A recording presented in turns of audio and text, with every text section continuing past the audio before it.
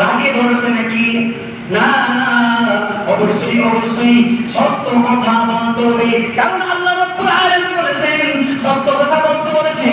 যদি আপনারা আমি সফলতা অর্জন করতে চাই ধ্বংসশীল থেকে, আপনারা আমি ধ্বংসশীল থেকে যদি আপনারা আমি সফলতা অর্জন করতে চাই, তাহলে আপনাকে আমাকে সত্য কথা বলতে হবে। কথা বলেন ঠিক কিনা? যত দোষ ঘোষ সত্যটা বললে দোষ। অনেকে সত্য কথা বলতে গিয়ে অনেকে কি করে, অনেক রাগ হয়ে যায় হুজুরের উপরে, অহেতুক কিছু কথা বা কাজ চাপিয়ে দেওয়ার চেষ্টা করে। কথা বলেন ঠিক কিনা? যেমন বাংলার জমিনে কিছুদিন আগে খুন করছে একজন মাসুম বাচ্চাকে, খুন করছে অন্যজন, আর ফাঁসিয়ে দিয়েছেন কাকে? মসজিদের ইমাম আর মুয়াজ্জিনকে। আপনারা দেখেছেন কিনা? আওয়াজ দিয়ে বলেন। যত দোষ নন্দ ঘোষ সত্যটা বললে দোষ, যত দোষ নন্দ ঘোষ সত্যটা বললে দোষ।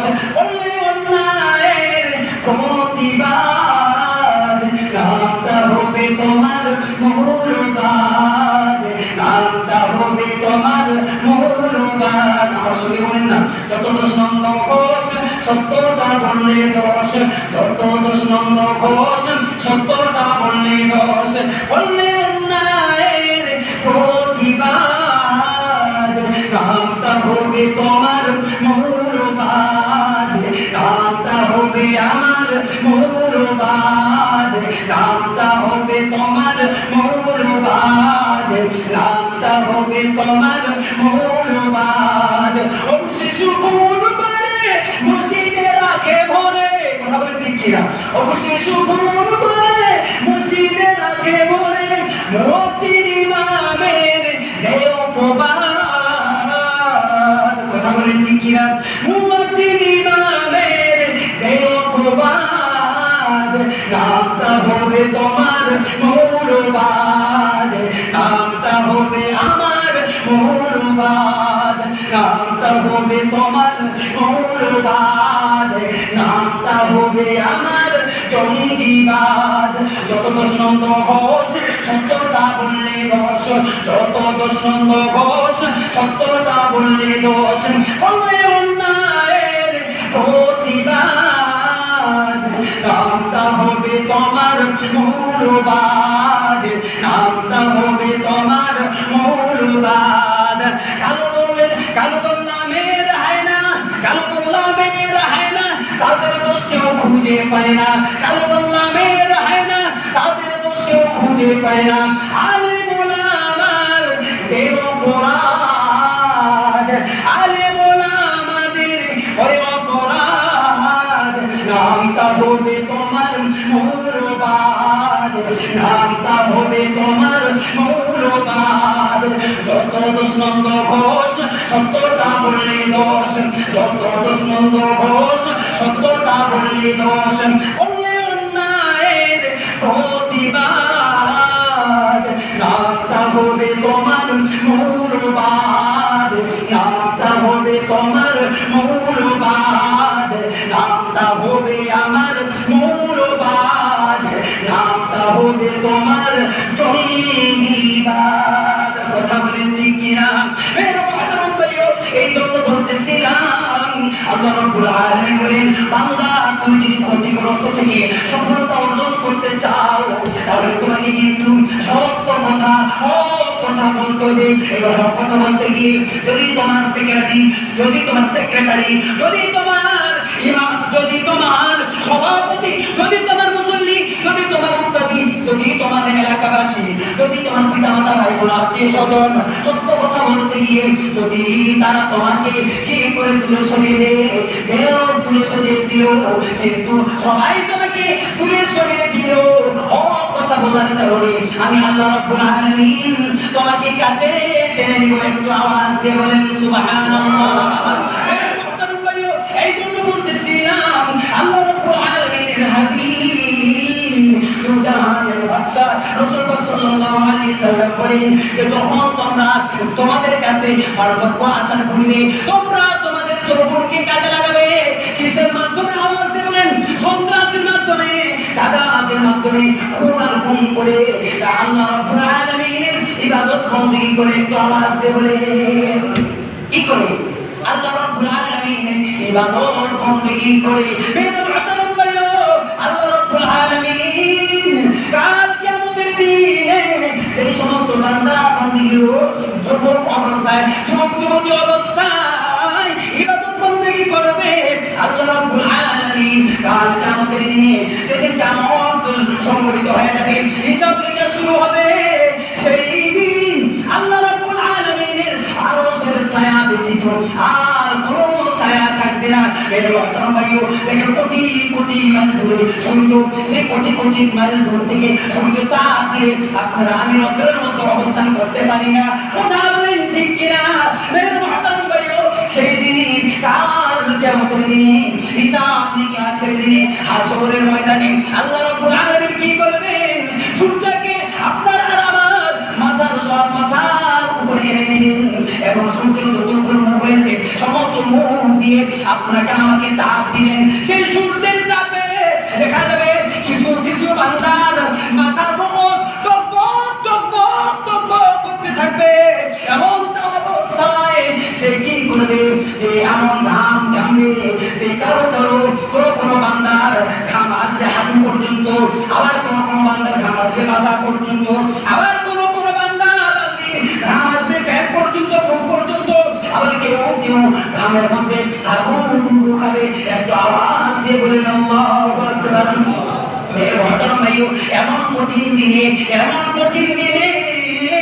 আল্লাহ রাব্বুল আলামিন কি করবেন আরশের নিচে শাস্ত্রের মানুষকে ছায়া দান করবেন একটু আওয়াজ দিয়ে বলেন সুবহানাল্লাহ এমন আরশের নিচে আমরা থাকতে চাই তো ইনশাআল্লাহ আওয়াজ দিয়ে বলেন আমরা থাকতে চাই তো ইনশাআল্লাহ আমি কিন্তু শাস্ত্রের পড়ার জন্য এখানে বসি নাই আমি এটুকু বলতে চাই যে ওই শাস্ত্রের মধ্যে আল্লাহ রাব্বুল আলামিন এই সমস্ত শাস্ত্রের বান্দা বান্দীকে কাল কিয়ামতের দিনে আরশের নিচে ছায়া দান করবেন তার মধ্যে এক শ্রেণী হইল ওই সমস্ত যুবক যুবতী যে সমস্ত যুবক যুবতী যৌবনকালে আল্লাহ রাব্বুল আলামিনের ইবাদত বندگিতে কাটায় আল্লাহ রাসূল সাল্লাল্লাহু আলাইহি সাল্লাম বলেন ওই সমস্ত যুবক যুবতীকে আল্লাহ রাব্বুল আলামিন কাল কিয়ামতের দিনে আরশের নিচে ছায়া দান করবেন একটু আওয়াজ দিয়ে বলেন সুবহানাল্লাহ এইজন্য আল্লাহ রাসূল সাল্লাল্লাহু আলাইহি সাল্লাম বলেন যে বান্দা আমার উম্মত যদি তুমি জান্নাত পেতে চাও যদি তুমি আরশের নিচে ছায়া পেতে চাও তাহলে পাঁচটি জিনিস তোমার কাছে আসার পূর্বে তুমি পাঁচটি জিনিসকে মূল্যায়ন করো এক নাম্বার তোমার কাছে বার্ধক্য আসার পূর্বে তুমি তোমার যৌবনকে কাজে লাগাবে আল্লাহ রাব্বুল আলামিন রাসূল সাল্লাল্লাহু আলাইহি সাল্লাম সুন্নাত পালনের মাধ্যমে কথা বলেন ঠিক কিনা এরপর আল্লাহ রাসূল সাল্লাল্লাহু আলাইহি সাল্লাম বলেন যে ওয়াসিহহাতাকা ক্বাবলা সুকুমিক আল্লাহ রাসূল সাল্লাল্লাহু আলাইহি সাল্লাম বলেন যে তুমি তোমার সুস্থতাকে কাজে লাগাও তোমার কাছে অসুস্থতা আসার পূর্বে আল্লাহ রাব্বুল আলামিনের ইবাদত বندگی করবার মাধ্যমে কথা বলেন ঠিক কিনা এ ভাই এ আমার বন্ধু এ বাবাজিরা আপনি কি করেন আপনার থেকে যারা বয়সের ভারে বড় বৃদ্ধ লোককে জিজ্ঞাসা করেন তারা বলবে হায় হায় আমার শরীরের মধ্যে কতই না শক্তি ছিল কিন্তু আজকে সেই শক্তি কোথায় যেন চলে গেল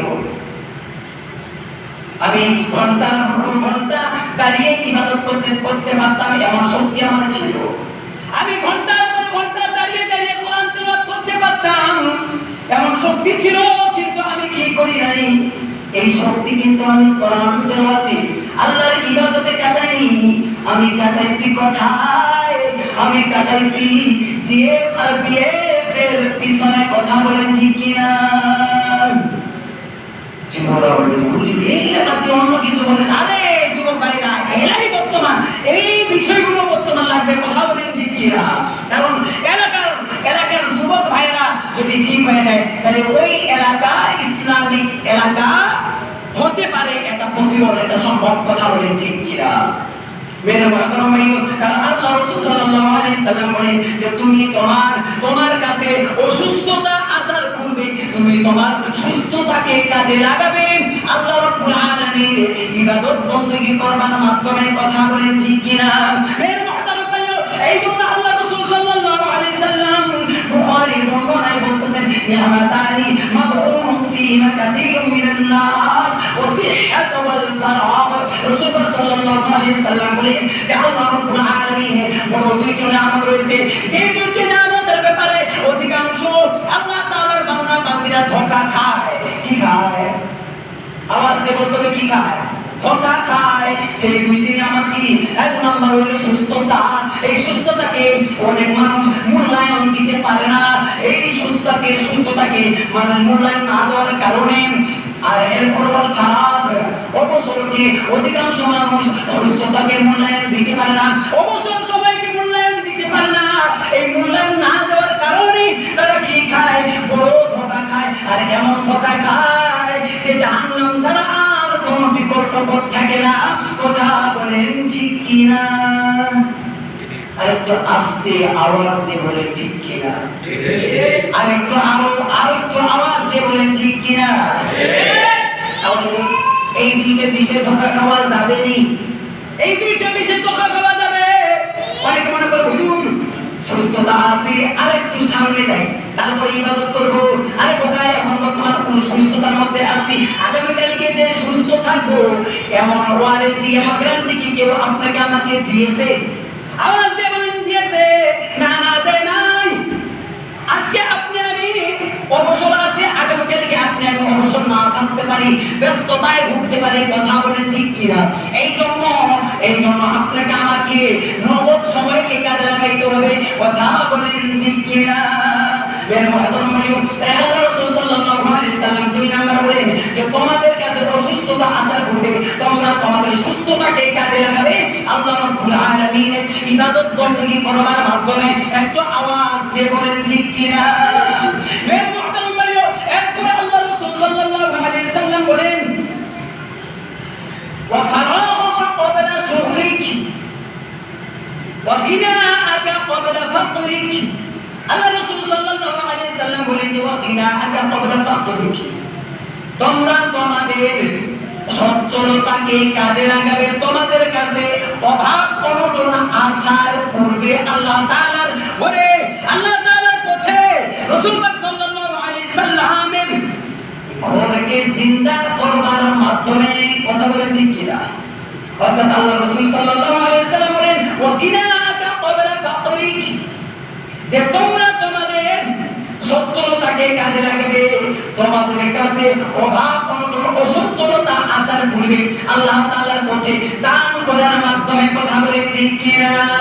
অনেকে বলেন হুজুর সারাদিন মাথার ঘাম পায়ে ফেলাইলেন আর আপনারা খালি বসে বসে ওয়াজ করেন যে মসজিদে দান করেন। আরে বোকা না, আরে বোকা, এটা আপনি এই মসজিদে দান করতেছেন এর মানে এটা নয় যে আপনি ফকির হয়ে গেলেন, বলুন না, আপনি একটা ডিপিএস করলেন, এটা পরলৌকিক জীবনের। কথা বলেন ঠিক কিনা? এই জন্য আল্লাহ রাসূল সাল্লাল্লাহু আলাইহি সাল্লাম বলেন যে তোমরা তোমাদের সচ্ছলতাকে কাজে লাগাবে তোমাদের কাছে অসচ্ছলতা আসার পূর্বে আল্লাহ রাব্বুল আলামিনের পথে দান করবা, দান সদকা করবার মাধ্যমে। কথা বলেন ঠিক কিনা? অনেকে মনে করেন যে হুজুর খাইছে আজকে আমাদের বিরুদ্ধে ওয়াজ করতেছে। এটা কখনোই আমার কাম্য নয়। আমি চাই যে সর্বস্তরের মানুষ, আমি সর্বস্তরের মানুষ আমরা জান্নাতে যাব। We want to go to জান্নাত। কথা বলেন ঠিক কিনা? আমরা সকলেই জান্নাতে যেতে চাই, শুধু আমি একাই যেতে চাই না, আমরা সকলে যেতে চাই। আওয়াজ দিয়ে বলেন আমরা সকলে কোথায় যেতে চাই? এরপর আল্লাহ রাসূল সাল্লাল্লাহু আলাইহি সাল্লাম বলেন যে ফারাগা ক্বাবলা শুগলিক, তোমরা তোমাদের অবসরকে কাজে লাগাবে তোমাদের কাছে ব্যস্ততা আসার পূর্বে। চার নম্বর কি? যে তোমরা তোমাদের অবসর সময়কে কাজে লাগাবে তোমাদের কাছে ব্যস্ততা আসার পূর্বে। এরপর আল্লাহ রাসূল সাল্লাল্লাহু আলাইহি সাল্লাম বলেন যে হায়াতাকা ক্বাবলা মাউতিক, এই বন্ধু, হায়াত নামক কাল শেষ যদি হয়ে যায়, তাহলে এমন একটা কাল আসবে, এমন একটা সময় আসবে, যে সময় নাম হইল মৃত্যু। কি? ওয়া হায়াতাকা ক্বাবলা মাউতিক। আল্লাহ রাসূল সাল্লাল্লাহু আলাইহি সাল্লাম বলেন যে তোমরা তোমাদের এই দুনিয়াবি জিন্দেগিকে কাজে লাগাবে, তোমাদের কাছে মৃত্যু আসার পূর্বে আমি রব্বে কারিমের ইবাদত বন্দেগি করবার মাধ্যমে একটু আওয়াজ দিয়ে বলেন সুবহানাল্লাহ। অনেকে মনে করে যে হুজুর এখন আমি বলবো নাকি, দাঁড়িয়ে কেউ এখন পাকা শুরু করে ভাই। আরে ভাই, যদি এমনটা হইতো তাহলে জোর মানুষগুলো অ্যাক্সিডেন্টে মারা যাইতো না, যাইতো কি? যদি এমন চান্স থাকতো তাহলে 2 বছরের শিশু মারা যাইতো না, যাইতো নাকি?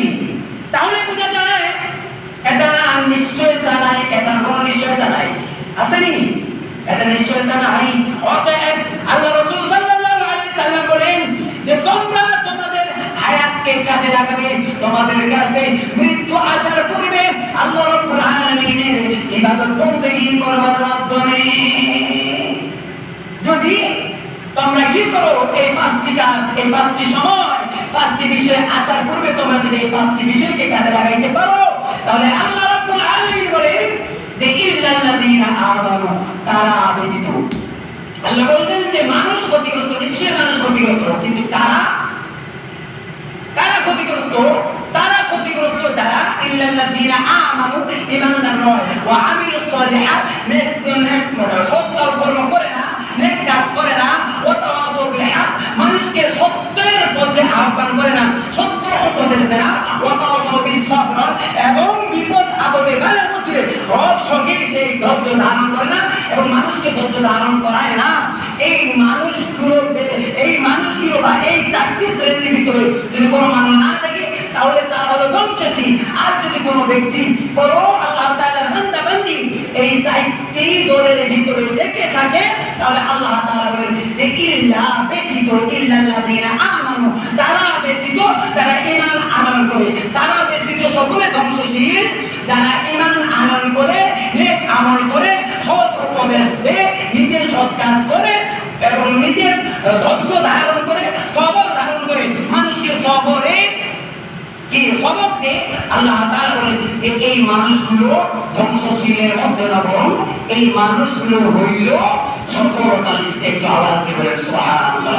আল্লাহ রাব্বুল আলামিন আমাদের সকলকে, আপনার আর আমার কাছে এই 5টি বিষয়, এই 5টি সময় আসার পূর্বে আপনারা আমার 5টি কালকে, 5টি সময়কে মূল্যায়ন করে আল্লাহ এবং আল্লাহ রাসূলের সন্তুষ্ট অর্জন করে আপনাকে আমাকে এই দুনিয়া থেকে বিদায় নিয়ে পরলৌকিক জীবনে পদার্পণ করার তৌফিক দান করুন। সকলে বলেন আল্লাহুম্মা আমিন। আওয়াজ দিয়ে বলেন আল্লাহুম্মা আমিন। ওয়া আখিরু দাওয়ানা আলহামদুলিল্লাহি রাব্বিল আলামিন। আমরা যারা সুন্নাত পড়ি